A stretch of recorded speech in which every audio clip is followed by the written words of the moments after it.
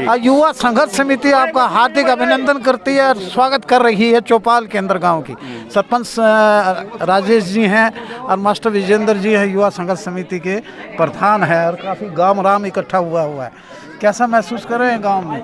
बहुत अच्छा बंसल जी, और सबसे पहले तो मैं इन ग्रामवासियों का तहे दिल से धन्यवाद करता हूं, जो मैं इनसे मिलने आया था कि आप लोग सब इकट्ठे होइए, इस गांव को सुंदर गांव बनाना है। अच्छा, इस गांव को भी डाणा खुर्द की तरह और चंडीगढ़ की तर्ज पे नंबर 1 गांव बनाने जा रहे हैं। उसी के नक्शे कदम पे चलना, उसी के नक्शे कदम।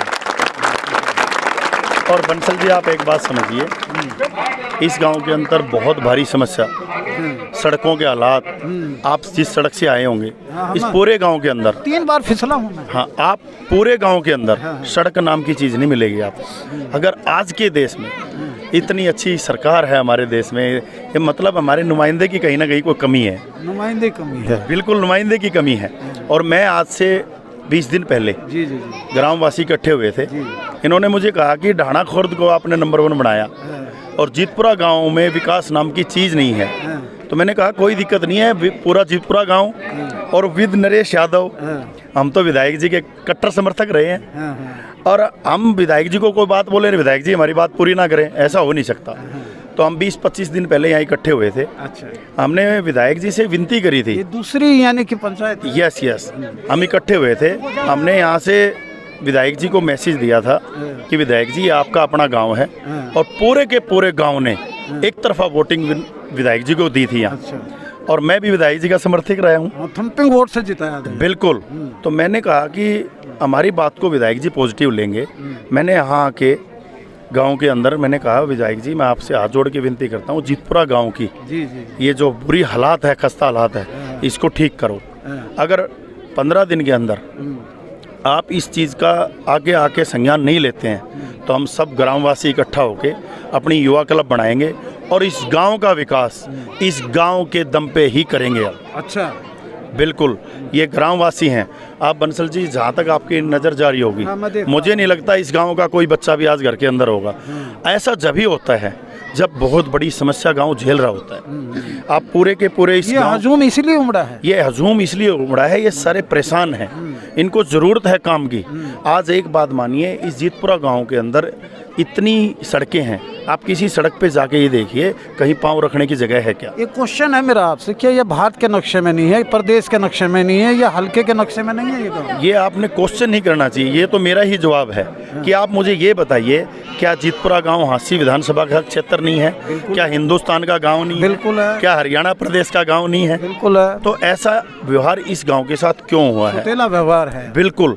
अगर मैं आज भी कहता हूँ, ना हम सरकार विरोधी काम कर रहे हैं, ना हम विधायक विरोधी काम कर रहे हैं, हम आज भी एक बात के ऊपर हैं, हम जब सरकार बनाने चलते हैं, जब हमने एक तरफा सरकार बनाई, एक तरफा विधायक जी को चुना, तो विधायक जी ने उस बात को अन्यथा क्यों लिया?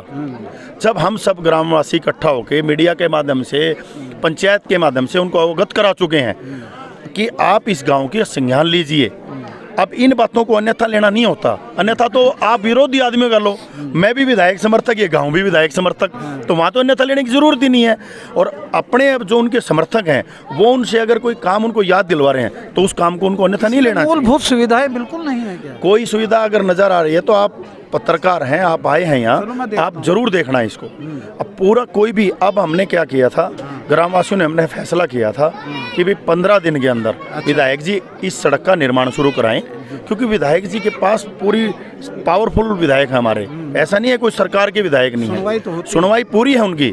आप ये बताओ, वो एक बार चंडीगढ़ जाते हैं, रातों रात 10 करोड़ रुपए शहर के लिए ले आते हैं, यानी इच्छा शक्ति की बात है, इच्छा प्रति। और ऐसा है, इसको अन्यथा क्यों लिया गया है, मुझे ये समझ नहीं आ रहा। इसको अन्यथा नहीं लेना चाहिए, हम सब उनके साथ हैं, लेकिन ये जो गांव के अंदर काम है, ये गांव का जो काम है, ये लोगों की ज़रूरत है, और ज़रूरत की बात करने के लिए ही प्रतिनिधि चुने जाते हैं। हमने उनसे ज़रूरत की बात की। मैं ये मानता हूँ 15 दिन में उनका, मैंने मीडिया पे इंटरव्यू भी देखा था किसी चैनल पे, कि भाई वो बोल रहे थे कि 15 दिन में तो मैं काम नहीं करा सकता।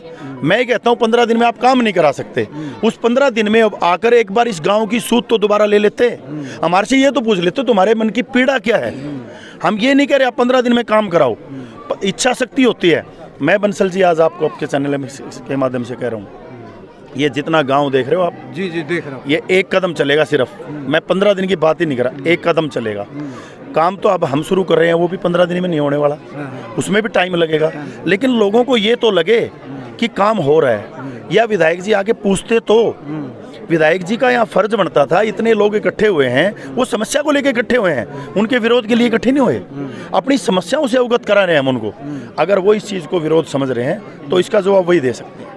मैं तो आपको इतना कह सकता हूँ, जीतपुरा गांव का अब विकास होगा और ढाणा खुर्द गांव के नक्शे बल पे जीतपुरा गांव। प्रायोरिटी में क्या कराएंगे है जी? प्रायोरिटी पे क्या लेंगे? प्रायोरिटी पे हम सबसे पहले गांव की मेन सड़क में सीवर लाइन डालने जा रहे हैं। अच्छा। सीवर लाइन के साथ स्ट्रीट लाइटें आज जीतपुरा गांव में लग चुकी हैं।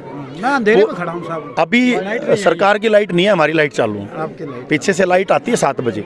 7 बजे लाइट आते ही आज जीतपुरा गांव में लाइटें लगी हैं। पूरे गांव के अंदर, पूरे जीतपुरा गांव के एक एक गली के अंदर हम स्ट्रीट लाइट लगाने जा रहे हैं, सीवर लाइन डालने जा रहे हैं, और सीवर लाइन डलते ही बहुत सुंदर सड़क बनाने जा रहे हैं। और जीतपुरा गांव को अब आप जैसे इस रोड से गुजरोगे तो आप अलग से पहचान कर लो। मैं फिसलूंगा तो नहीं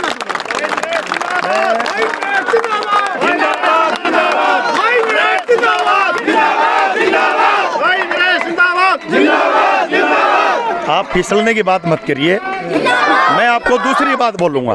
बताओ। जिस दिन हम ये सड़क बनाएंगे, मैं आपको इतना एक चैलेंज दूंगा उस दिन कि बंसल साहब, जहाँ से हमारी सड़कें बननी शुरू होएगी और जहाँ तक जाएगी, आप अपने जूते उतार के जाना। अगर उस पर मिट्टी लगी तो हमारा सड़क बनाना बेकार है। मैंने ढाणा खुर्द की तरह पहुँचूँ यहाँ भी। बिल्कुल, ढाणा खुर्द की तरह। ढाणा गांव ने एक प्रण लिया था, ढाणा के युवाओं ने एक प्रण लिया था कि जो काम ढाणा के युवा इकट्ठे होकर कर सकते हैं, तो आज जीतपुरा के गांव के लोगों ने एक युवा कमेटी का गठन किया है और युवाओं के अंदर एक जोश खड़ा हो गया है कि हम नरेश भाई के साथ खड़े हैं। और इस काम को जैसे ढाणा खुर्द के युवाओं ने ढाणा खुर्द को हरियाणा का नंबर 1 गांव बना दिया है, ऐसे ही जीतपुरा गांव के युवा इस जीतपुरा गांव को हरियाणा का नंबर 1 गांव बनाएंगे। धन्यवाद साहब। नरेश जी, आप खासकर ग्रामीण आंचल का उद्धार कर रहे हैं। पीड़ा आपके अंदर आज भी है जीतपुरा गांव के लोगों को लेकर। जैसे ढाणा खुर्द का विकास करवाया, ऐसे विकास करवाइए। हमारी शुभकामनाएं आपके साथ हैं। धन्यवाद। इसी तरह लगे रहिएगा। और ये सेहरा बड़ा खूबसूरत लग रहा है, ये माले में खूबसूरत लग रही है। एक बार जोरदार जयकारा लगा दीजिए वैसा।